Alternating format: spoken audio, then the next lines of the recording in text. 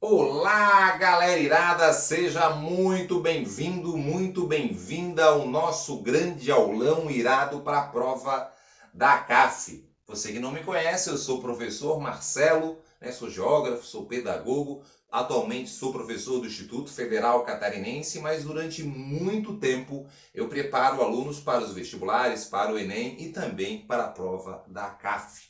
Eu acho que você chegou aqui para esse aulão, você já viu alguns aulões anteriores e percebeu que sempre eu acerto as questões que aparecem na prova. Veja aí, faça o teste. Pega um vestibular, um aulão anterior e depois veja a prova.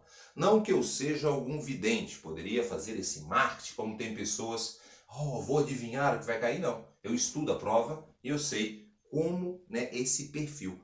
Eu já trabalhei também em algum tempo fazendo questões para a prova de vestibulares e eu sei como que a gente é aconselhado, a gente é preparado para elaborar as questões. Então, não existe chute, existe estudo, assim como você fez as provas anteriores. Você fez as provas anteriores e você foi vendo que existe um padrão. E você também foi percebendo que dá para fazer a prova da CAF por eliminação. Você vai eliminando, vai ficar em dúvida em duas, você vai conectando essas alternativas com outros conceitos e você chega na resposta.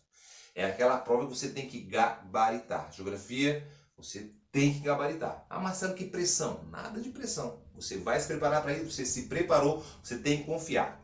Antes de eu começar aqui a mandar as dicas para essa prova, eu peço que você coloque aqui no nosso bate-papo aí um salve para mim, de qual é a cidade que você está assistindo, qual é o curso que você quer, apesar de saber que a grande maioria é medicina, mas qual é então a instituição, qual é a universidade que você está mirando aí do sistema CAF? Coloca aí, é Unisul, é Univale, é Uniarp, qual é? É Univille, qual é? E bota aqui, para já gerar uma interação, quem sabe você bota aqui no bate-papo, aqui na descrição, já conhece uma outra pessoa, pô, eu assisti ao lado do Marcelo, pô, lembra bem, pá, detonando, você vai detonar, tem que confiar.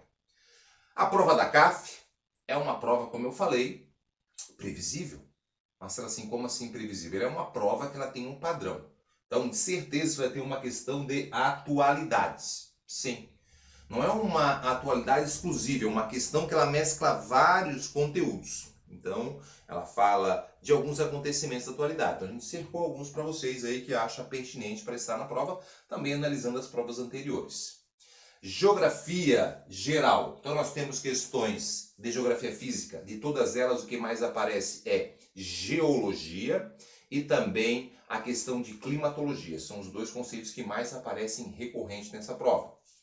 Nós temos a questão demográfica, população envolvendo migração e urbanização, também aparece na prova. Tem que dominar esses conceitos. A questão econômica também é uma questão que fala de alguns conceitos, de crise econômica global, da globalização, também pode aparecer. As questões envolvendo meio ambiente e agropecuária, e uma outra questão bem forte, que é a geografia de Santa Catarina, que apesar de dar aqui algumas dicas pontuais para você, vou deixar aqui, tanto no bate-papo aqui do aulão, como na descrição do vídeo, duas aulas para vocês, uma de geografia física e uma de geografia humana de Santa Catarina para complementar, porque é uma questão que vai dar. A gente tem muita gente que vem de fora fazer aqui o nosso vestibular em Santa Catarina e, claro, você que estuda aqui em Santa Catarina, você tem mais chance de dominar esses conceitos. Você tem que dominar bem. Às vezes a pessoa estuda aqui, ela não dá tanto valor, e uma pessoa vem de fora e, como não sabe, vai estudar e aí acerta. E você que é daqui não acerta. Então, vamos estudar, tá? Tranquilo aí? Vamos começar então. Bom, atualidades. O que eu acredito que possa estar na prova? Questão geológica, questão sim, não só a partir do vulcão Cumbreveja, não só porque tivemos aí terremotos no Brasil, a gente sabe que tem, mas mais noticiados agora, por que isso vem acontecendo? Será que a Terra está mudando? Então, a gente tem que entender toda essa dinâmica. Tivemos aí recentemente na região do Caribe, na região da Indonésia, terremotos com grande magnitude, e a gente tem que entender que é um tema assim forte para a prova. Crise hídrica, essa é de certeza, eu acredito que vai estar na prova, A crise hídrica, os impactos que isso pode trazer, que trazem para a economia, para a vida das pessoas, para a qualidade. Então a gente tem que entender essa crise hídrica. Vamos falar rapidamente da quarta revolução industrial, o impacto isso, né, para após esse momento aí, né, da retomada econômica, né, global. Nós temos aí uma reestruturação nas indústrias e o que isso afeta.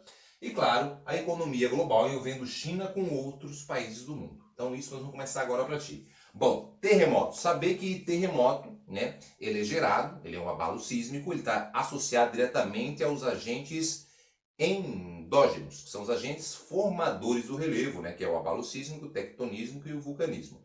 Associado também, principalmente, ao movimento das placas tectônicas. Mas você tem que saber que o terremoto não é só gerado assim. Ele é gerado também por falhas geológicas, né? Então nós temos rachadura na crosta que vão gerar acomodação e gerar pequenos tremores. Lembrar que o terremoto não é causado quando a placa, né? O terremoto, a placa está movimentando e gerando energia. E essa energia vai sendo ali acumulada e quando ela é liberada é que dá o terremoto. Então a pessoa acha que a placa está parada, move e gera terremoto. Não, a placa está em constante movimento. Aulão ao vivo é isso, ó, passando agora aqui um carro. É o carro do ovo, bem no meio do aulão, né? Brincadeira, deixa eu ver quanto está o preço. Tá caro, olha essa inflação, essa inflação vai também, vou ficar atento a ela que vou falar um pouco dela para você. Ó, voltando lá. Então é isso, tá? Então o terremoto, e também pela propagação das ondas sísmicas, isso gera o terremoto. Ah, Marcelo, o homem gera o terremoto? Não, ele é um fator natural. Mas o homem pode potencializar? Pode. Pode potencializar. Como assim, Marcelo? Dá um exemplo, nós tivemos aí a construção de uma usina na China, Três Gargantas, e retirou muito material para a construção, né? Muitas rochas, mexeram em muitas áreas, em áreas de falha geológica, pequenas rachaduras ali. E aí aquilo gerou né? Gerou acomodações. Então não foi o homem que causou, o homem que mexeu numa área, né? Mas quando eu falo dos terremotos aí que são com grandes impactos, sim, são aqueles das placas tectônicas de fatores naturais. Eu só estou apenas interpretando para você, né, um fator para a gente entender. O terremoto ele é um fator, sim, gerado pela força da natureza. Não há uma previsão, não tem como prever um terremoto. Tá? Então nós estamos lá, as placas movimentando, energia sendo produzida, energia sendo liberada. Quando essa placa, obviamente, ela desliza por baixo da outra, a gente chama isso de movimento, né, de subducção, ela deslizou por baixo da outra, isso aqui vai gerar atrito, que vai gerar tanto o vulcanismo, como o abalo sísmico, que é o terremoto, né, e como também a gente sabe que isso pode gerar o tectonismo, que é o movimento orogênico, né, um movimento que as placas elas vão dobrar, dando origem às grandes montanhas. Beleza? O vulcanismo, né, nós temos esse processo associado a esse movimento. Então, o vulcanismo, ele acontece, né? Ele tem vulcões ativos nessas áreas de encontro dessas placas. Por exemplo, no Brasil nós temos formação vulcânica, mas por nós estarmos no meio da placa sul-americana, isso dá uma maior segurança e não temos vulcões ativos. São vulcões aí de eras geológicas passadas, né? Mas a gente tem que lembrar que grande parte, que, por exemplo, do sul do Brasil, que tem esse solo fértil de terra roxa, está associado a uma formação vulcânica na era mesozoica, né? Então o magma ele rompeu a crosta e esparramou, dando origem, por exemplo, ao planalto da bacia do Paraná, que deu origem às cataratas de Foz do Iguaçu, né? Que deu origem aí também ao aquífero Guarani. Então tudo a ver com essa formação da era mesozoica há 200 milhões de anos atrás. Tranquilo? Tá? Então nós temos várias aulas também que falam sobre vulcanismo, terremoto, cumbre-vieja, essas atualidades aí para vocês.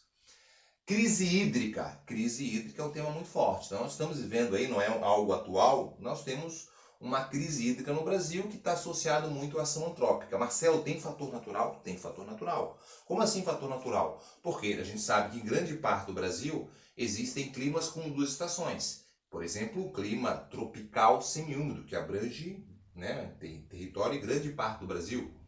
E essa região é um clima que tem uma estiagem no inverno, tá? É natural, isso tem a ver com a dinâmica da atmosfera, principalmente a propagação da massa equatorial continental que sai da Amazônia, reduz a chuva, né, a sua intensidade, perdão, no meio do ano, que é o inverno, e aí ela não consegue ir para longas áreas, levando a sua umidade, assim tem uma estiagem nesse clima tropical de altitude, no clima tropical semiúmido. beleza? Então tem um fator já natural. Mas o homem aí, ação antrópica agindo. Com o quê? Com o desmatamento. O desmatamento, além de assorear os rios, nós temos também, influencia no ciclo da chuva, né? Mais desmatamento, menor evapotranspiração. Na infiltração da água para o subsolo, que vai afetar todo o rio. Então, o que a gente tem sofrendo nessa região que está impactando a luz, a conta de luz, a água, né, que aí está associado, porque grande parte da produção de energia elétrica vem das hidrelétricas no Brasil, apesar de o Brasil estar investindo em outras, né, a que mais cresce hoje é a eólica e também a solar depois, mas a eólica vem assumindo um papel aí de quase 10% da nossa geração de energia, mas com a hidrelétrica, com a crise hídrica, nós temos que recorrer à termoelétrica, aí no Brasil movida ao quê? A petróleo, a grande parte das termoelétricas, tem a carvão aqui em Santa Catarina e também tem a gás natural. Mas a petróleo, preço do petróleo lá em cima, nós estamos pagando a conta disso. Então, entender a crise hídrica, os fatores naturais e os fatores, claro, associados à ação do homem. Marcelo, pode ter alguma coisa em relação à mudança climática? Pode ter, né? Nós sabemos que existe aí uma anomalia climática gerada pelos impactos do desmatamento que mudam toda a dinâmica da atmosfera, está tudo conectado, e isso influencia também na distribuição dessa chuva, seja de forma regular, que não vem mais acontecendo. Então, nós temos muita chuva concentrada, dando enchentes e grandes estragos, ou uma estiagem prolongada. Então, fique atento a isso. Lembrando que no aulão a gente vai dar as pinceladas, né? Se eu fosse falar de cada assunto desse, eu ia demorar 4 horas de aulão. Quarta revolução industrial, a revolução da automação, muito ligada à área da saúde, a substituição da mão de obra. Ela já vem acontecendo em grande parte do mundo, inclusive em algumas indústrias do Brasil. A gente vê, por exemplo, o fechamento de algumas indústrias automobilísticas no Brasil, eram indústrias que tinham planta em modelos passados, com muita mão de obra. E aí nesse modelo de produção que é mais enxuto, né, muito associado ao toyotismo, então elas tiveram que se reestruturar, né? E aí então nós temos, a pergunta é, e essa revolução industrial, essa substituição, esse desemprego em massa, será que isso não está gerando ou vai gerar, pelos estudiosos, uma crise no modelo capitalista? Né? A gente tem que ter consumo. Se você pensar historicamente, quando a gente tem a abolição da escravidão, Marcelo, abolição, a pressão do capitalismo. Você deve ter estudado isso em história. Uma pressão, né, para ter o quê? Para ter mercado consumidor. O escravo, ele não tem salário. Então, existe uma pressão lá onde aconteceu a Revolução na Europa para que isso chegasse ao fim. A gente sabe que tem questão humanitária, mas isso não é o capital que manda, né? Então a gente tem que entender isso, essa relação que envolve o modelo capitalista para essa nova revolução industrial, que é hoje um mercado mais especulativo. É a especulação que comanda a economia, né? Não há produção, há muito mais especulação que movimenta os grandes lucros financeiros. Então tem que entender um pouquinho sobre isso. Também temos aula aqui sobre a quarta revolução industrial, lembrando que eu vou deixar tudo para você aqui para ver as aulas mais aprofundadas. E você ficar atento à questão envolvendo a China com o resto do mundo. Então a gente tem a China com os Estados Unidos, essa previsão de crescimento. A China é o grande parceiro econômico do Brasil, né, já durante muito tempo. A China é o país que mais exporta para o mundo. Por que ela cresce tanto? Qual é a sua estratégia? Né? Nós temos aí 3 grandes eixos desse crescimento. Primeiro, a superpopulação, que dá a eles um grande mercado consumidor e uma mão de obra super barata. Essa é uma estratégia que eles têm, né? Então imagina, a mão de obra é barata, tem 1 bilhão e 400 milhões de pessoas, muita gente consumindo, então eles têm um potencial, né? Eles produzem, conseguem, né, consumir ali mesmo, e aí conseguem ter produtos baratos que vendem para o mundo inteiro. Mas só pela mão de obra barata? Não. A gente acha que ainda tem a visão da mão de obra escrava. Existe mão de obra escrava na China? Existe, mas não é esse a maior parte da população. Isso é vendido, às vezes, por ideologia, mas não é isso que acontece. A gente tem uma melhoria na qualidade de vida, os indicadores mostram. É óbvio que tem muitos problemas, como falta de democracia, né? Tem pobreza, tem, mas a China ela vem evoluindo muito nessas questões sociais, educação, saúde. E aí a gente tem que entender que associado a isso, o que mais faz ela crescer é a desvalorização da sua moeda, né? Então a gente faz uma moeda de 7 por 1, então $1 eu compro 7 yuan, isso é bom para exportar. É o que o Brasil está vendo agora. Então, para quem vive de exportação, a gente vê a carne, né? Vende muito. Por quê? Porque com $1 o cara compra bastante carne aqui. Para quem vende, né, tem um valor aí. É importante uma venda garantida no mercado mundial, essa necessidade do consumo. Então, isso faz com que a China ela venda. Se o tênis custar 70 yuan, é $10 apenas. Se tu compra aí algo da China na internet, aí tu vê que é mais barato. Né? Por quê? Porque você faz a conversão, lá vale muito. A gente tem que entender essa dinâmica. E o outro fator, claro, que é as zonas econômicas especiais, que são aquelas áreas de produção industrial que ela dá abertura ao capitalismo. Essas grandes indústrias mundiais, inclusive tem algumas indústrias brasileiras que hoje produzem na China, aproveitando isso. Mercado consumidor, mão de obra barata, boa logística e também dali, né, vender para outros e conseguir novas parcerias globais.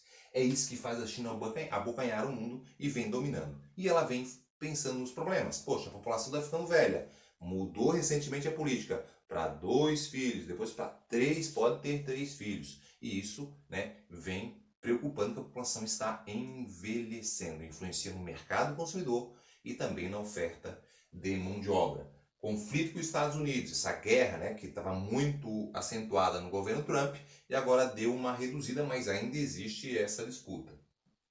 Com o governo brasileiro também uma questão ideológica, né, algo sem sentido, eu digo não por falar de política, mas apenas pela China ser nosso grande parceiro econômico. Né? Então a gente tem que ter diplomacia para essas relações, porque é sim nosso grande parceiro econômico. Então, tem aí aulas também falando da China, dá aquela aprofundada, fique atento na relação, na tensão que existe, né? E a China retomando aí o crescimento econômico fortemente pela sua organização. A diferença é que a China, né, ela tem um plano de país diferente, por exemplo, do Brasil, que tem um plano de governos, e isso não dá continuidade. Né? Entre um governo faz... A gente não vai falar disso agora, mas só para entender, a China dá uma continuidade, é um plano econômico, é um plano de educação, é um plano, claro que tem um fator negativo, que é a falta de democracia que existe no país, forte liberdade de expressão. A gente tem vários problemas também, não é tudo maravilhoso, mas ela vem gerando impacto sim, e vem crescendo e vai ser a maior economia global, né, daqui a poucos anos. Geografia geral. Geografia geral, fiquem atentos muito a essa questão. Primeira questão, hidrografia, bacias hidrográficas brasileiras. Então, tem que lembrar, fiz um resuminho aqui para ti facilitar. Nós temos as características que uma bacia se forma.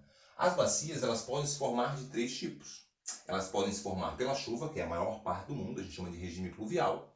A gente tem um regime nival, que é o derretimento da geleira, e o regime misto, que é as duas formas. No Brasil, o regime das bacias são pluviais.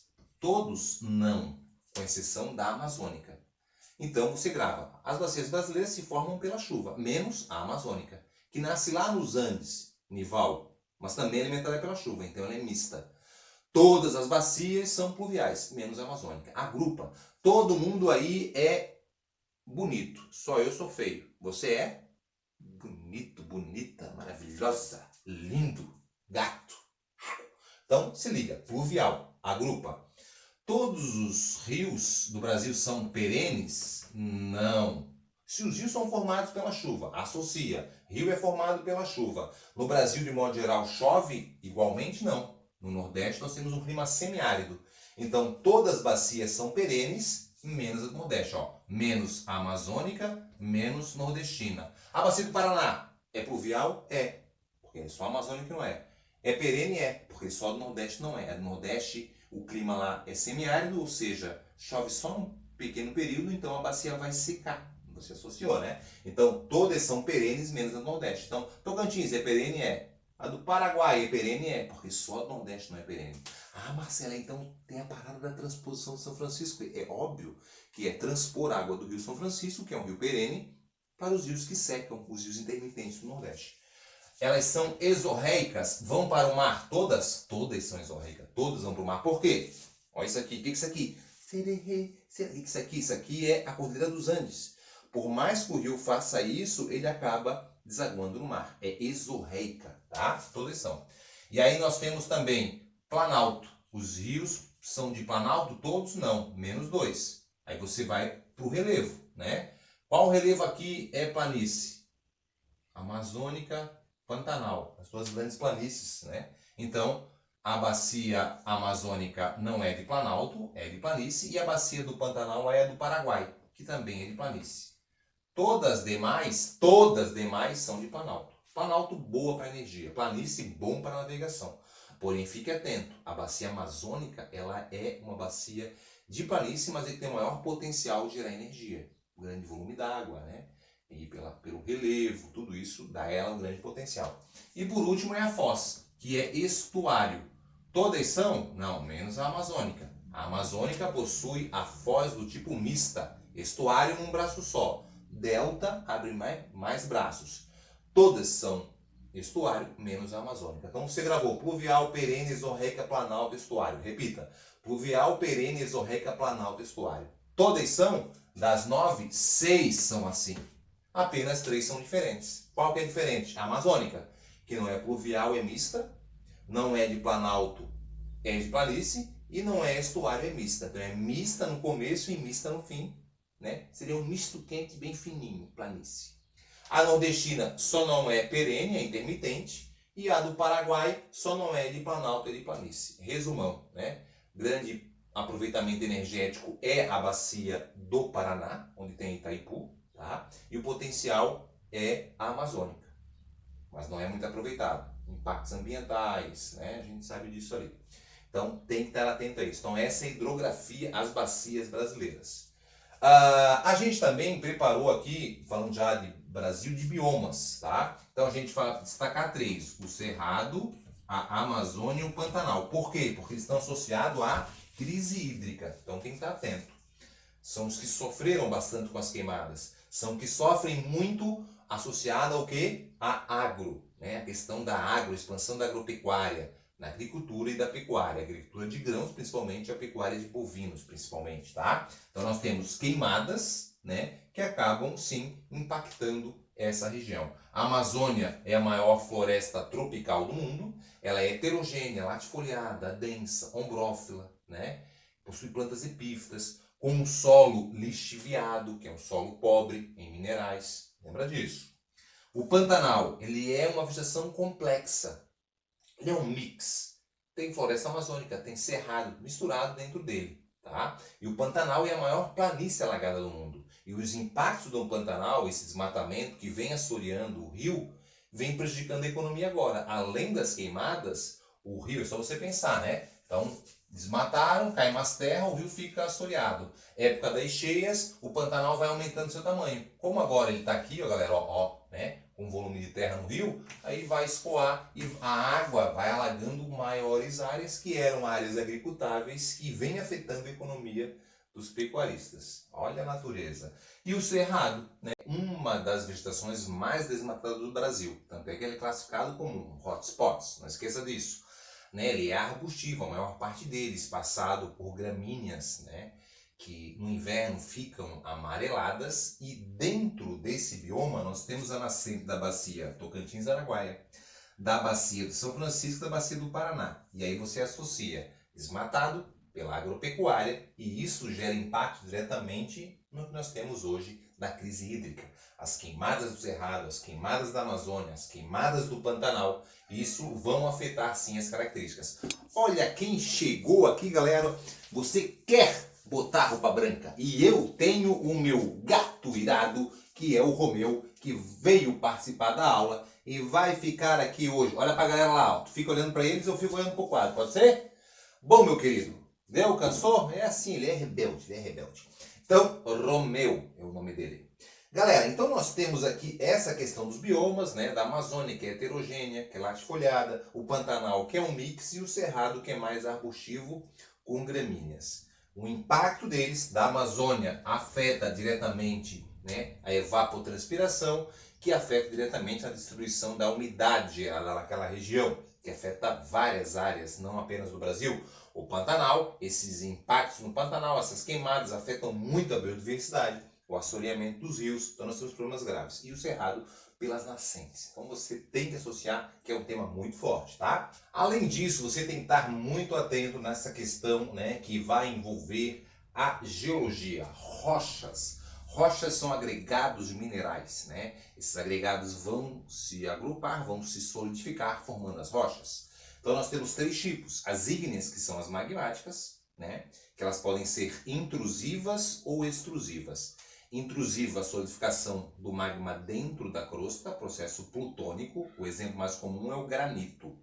E extrusiva é a solidificação fora, um processo de solidificação mais rápido pelo vulcanismo, né? O exemplo comum é o basalto. Tá? Então, o basalto é uma rocha ígnea do tipo extrusiva, tá? Formação vulcânica. O granito é uma rocha ígnea do tipo intrusiva de formação plutônica.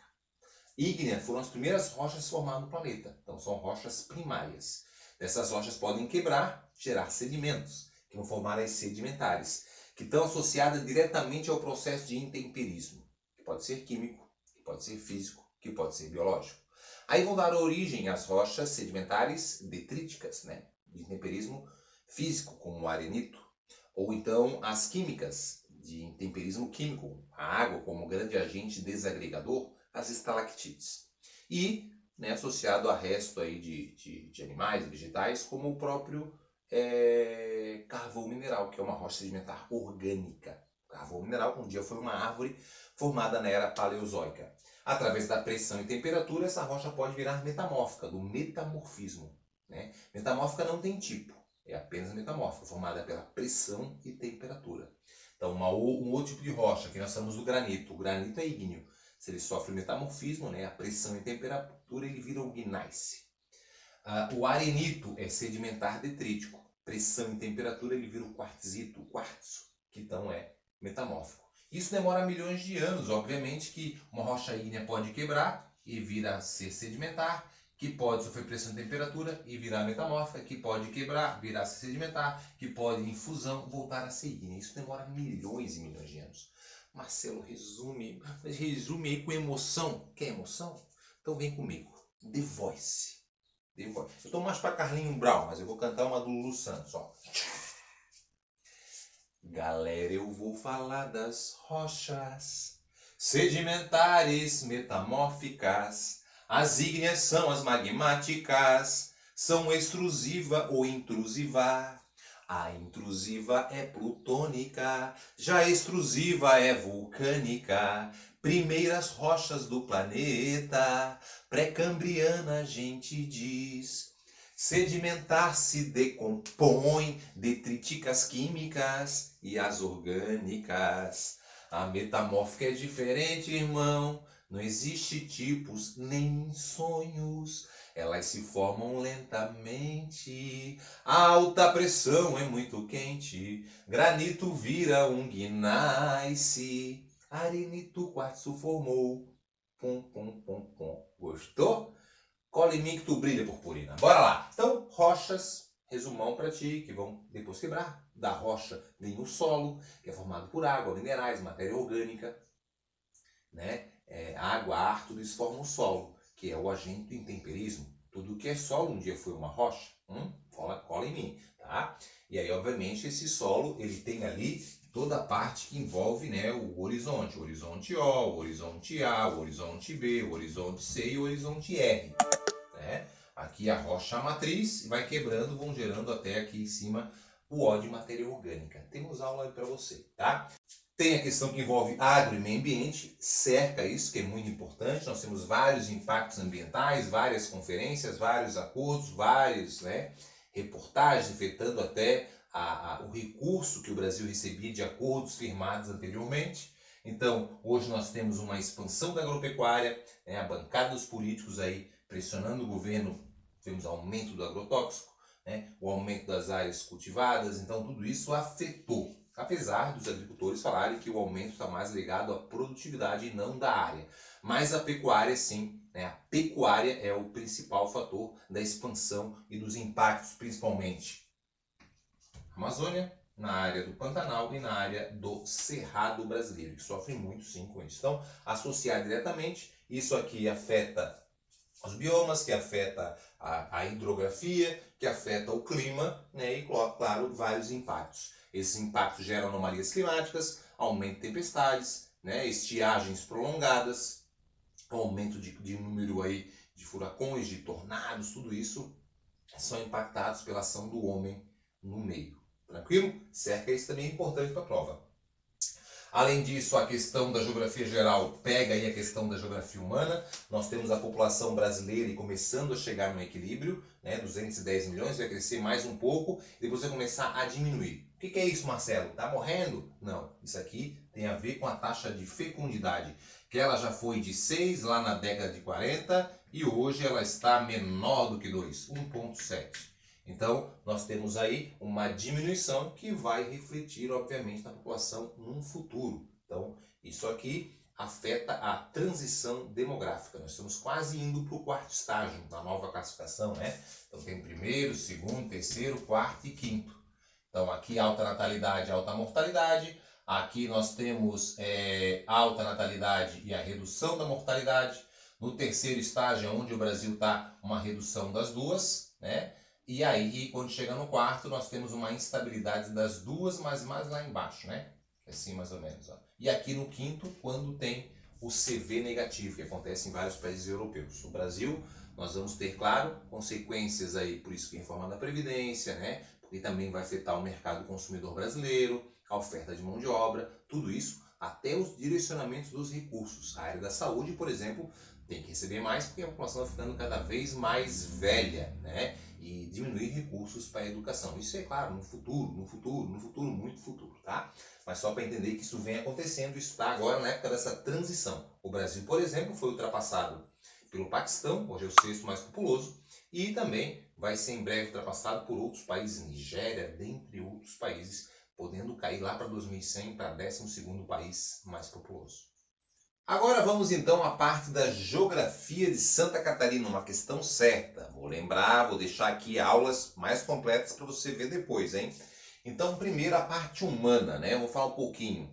Bom, Santa Catarina, no aspecto da colonização, a gente pode dividir isso por região. Vamos fazer a colonização com a parte da economia. Olha que poderoso para ti isso. Então, aqui nós temos o Oeste, né? Que é dividido em meio oeste, oeste e extremo oeste. A colonização aqui, principalmente alemã e italiana, muito mais forte é a alemã. Essa colonização alemã que envolve essa região aqui são oriundos do Rio Grande do Sul. Como assim, Marcelo? Sim, foram alemães que vieram para o Rio Grande do Sul através das companhias de colonização e depois migraram aqui, né, para essa região de Santa Catarina. A parte de economia, agroindústria, tá? Então nós temos ali as principais do Brasil, inclusive surgiram ali a Sadia, que é Sociedade Anônima Concórdia, a Perdigão de Videira, Chapecó, Ceará, então é muito forte aqui. Isso surge aqui muito apoiado, né? Esse aqui foi muito apoiado através de uma ferrovia, né? Aqui é a ferrovia do Contestado, onde, né, tinha um favorecimento através da pequena produção mercantil para abastecer esses comércios locais, depois tiveram incentivo e assim era transportado gratuitamente lá para o grande centro consumidor, São Paulo e Rio de Janeiro. Isso favoreceu o surgimento, claro que criou-se todo, né, um mecanismo através da produção integrada, onde temos o avicultor, né, o suinocultor que produz, vende para a agroindústria, assim se transforma e vende. Até a produção de grãos, milho, né, muita produção de milho aqui para abastecer esses produtores. Beleza? Tranquilo? Depois nós chegamos aqui no norte de Santa Catarina. Vamos dividir em duas áreas, o norte e nordeste. Nordeste Joinville, né? Colonização alemã e italiana muito forte. Essa região ali é destaque em quê, Marcelo? É destaque em metal mecânica, é destaque em galvanizados, é destaque em plástico. É hoje o grande centro industrial do estado de Santa Catarina. No norte do estado, colonização de eslavos principalmente. Mafra, Rio Negrinho, produção de móveis, erva mate, também de plástico nessa região, né, mais ligada a utensílios domésticos, mas é mais forte a produção de móveis, se tornou veleiro. Depois o Vale Itajaí, né, o Vale Itajaí, colonização alemã bem forte. E claro, no litoral lá em Itajaí, açorianos, tá? Então, indústria têxtil, indústria mecânica, forte nessa área. Depois a Grande Florianópolis, né? A Grande Florianópolis, nós temos aqui açorianos, principalmente, indo para o interior da Grande Florianópolis, alemães. São Pedro de Alcântara, a primeira colônia alemã, né? Então nós temos aqui turismo, centro administrativo e os tecnopólios, né? O centro tecnológico aqui bem forte. Aqui, Planalto Serrano. Planalto Serrano, colonização tem a ver com o quê? Tem a ver com os paulistas, os tropeiros aqui, né? Os vicentistas que colonizaram essa região. Economia baseada em silvicultura, né? Produção de eucalipto e pinos. Ligado a isso, papel e celulose, tá? E por último, o sul do estado, colonização italiana e também alemã, mais italiana. Aqui hoje a economia é baseada em jeans, é baseada em plástico, né? Também forte carvão, cerâmica. Essas aí são as áreas da parte humana. Vamos falar agora o quê? Vamos falar um pouquinho do transporte, né? O nosso transporte. O nosso transporte, quando fala de rodovia, nós temos rodovias em destaque longitudinais, em destaque para a 101, que é a mais próxima, né, do litoral, depois a 116, depois a 153, depois a 163, tá? As duas aqui, 116 e 101, privatizadas. Nas transversais 280 e 282, não são privatizadas, mas ajudam a interiorizar o estado. Tá? Nós temos em destaque agora uma bem polêmica, que é a de ligação, né, aqui na região do Vale, que é a 470, em obra de, né, duplicação aí. E claro que isso aqui dificulta o escoamento da produção. Ferroviário, temos pequenos trechos ligando ao porto, e aqui no estado também a mesma forma. Foram sucateadas. O estado já teve uma malha aí, né, principalmente nessa parte aqui, uma ferrovia do Contestado. Essa ligação era bem maior, mas assim como no Brasil inteiro foi sucateada. Portos, Itapoá, né, porto privado, São Francisco, um porto estadual, Itajaí, um porto municipal, Portonave Navegantes privado, aí Imbituba misto e Laguna Federal. Beleza? Principais Itajaí e São Francisco do Sul, são os dois principais em quantidade, em volume, né, que é transportado ali, tá?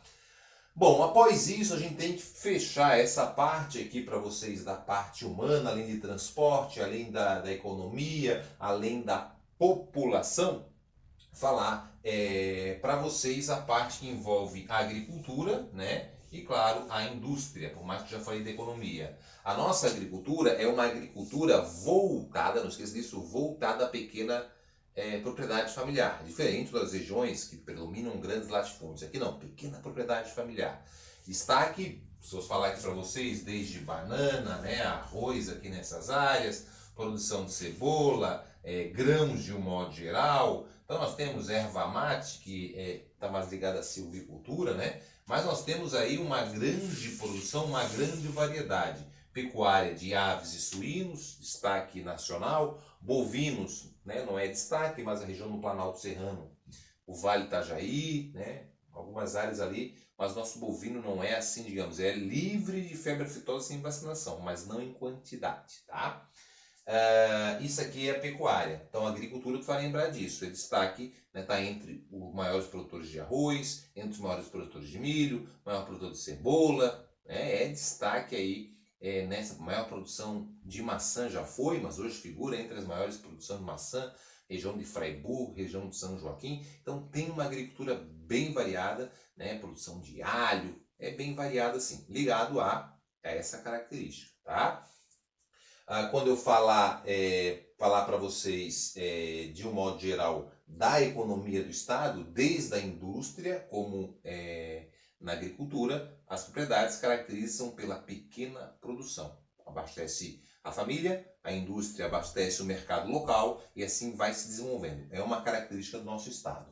Na geografia física, olha em mim, na geografia física a gente vai revisar para ti alguns aspectos. Na hidrografia, olha, o Romeu chegou de novo. Romeu, ao vivo para a galera, Romeu. Nós temos 3 bacias hidrográficas. Vem lá comigo, vamos dar um oi aqui para a galera de novo, ó. 3 bacias hidrográficas, tá? Nós temos a bacia do Uruguai, a bacia do Paraná e a bacia secundária do Sul-Sudeste. Todas são pluviais, perene, planalto, exorreica e estuário. Todas são nessa característica, beleza?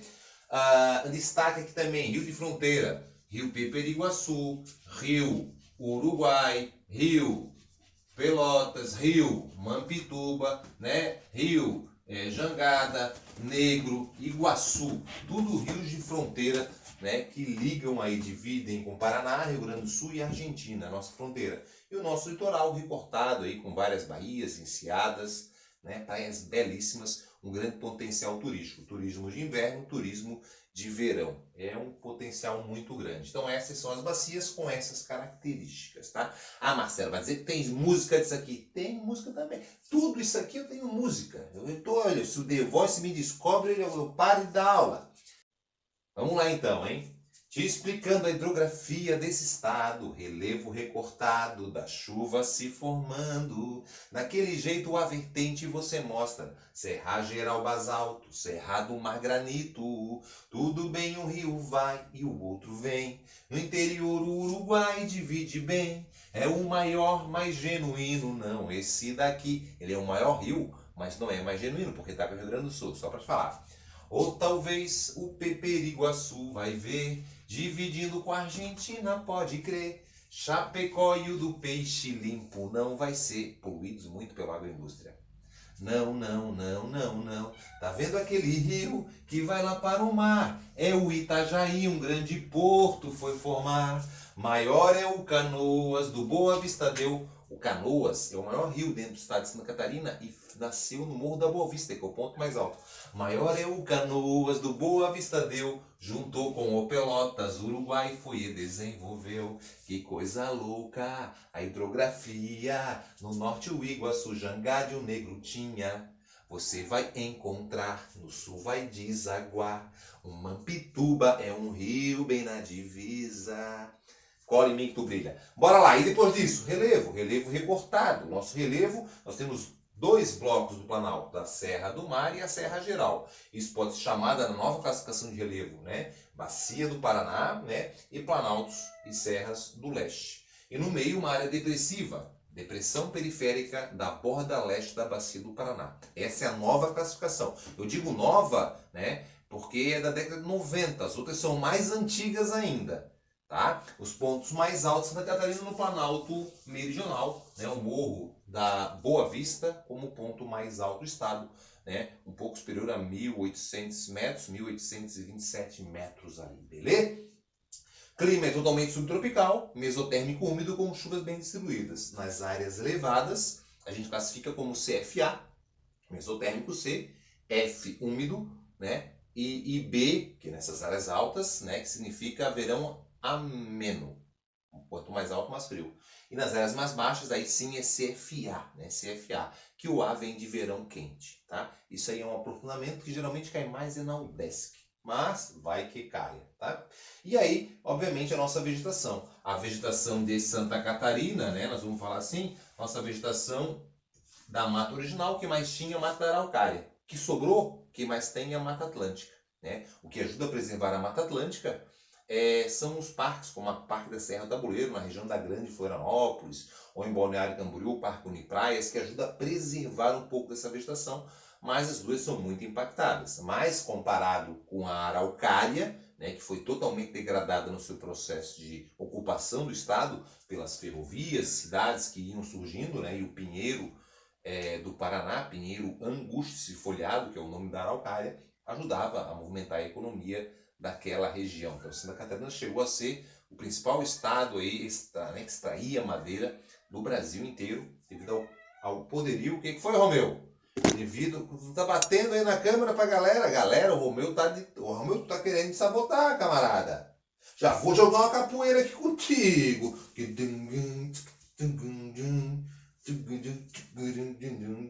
Ó, entendeu? Então essa é a araucária. Eu convido a você ver algumas aulas que eu vou deixar aqui abaixo na playlist. Eu quero que você tenha muita tranquilidade. Romeu, vamos despedir da galera. Eu agora com o meu novo visual aqui, assumindo a careca. Né, meu? Né, meu? Faz um carinho aqui pra mim. E vamos aqui dar um oi pra galera irada. Eu espero que você vá muito bem na prova. Eu faço isso de coração, procurando ajudar, né, inúmeros alunos a se preparar melhor para a prova. Faça com calma, você vai ver que pela eliminação você vai conseguir sim responder todas as questões e você vai gabaritar. Beijo no seu coração, se inscreva aqui, né? Siga lá o Instagram Geografia Irada, também Professor Marcelo, e se inscreva aqui no canal. Meu objetivo é ajudar você a conquistar o seu objetivo. Valeu, galera! Tchau pra eles, meu! Tamo junto!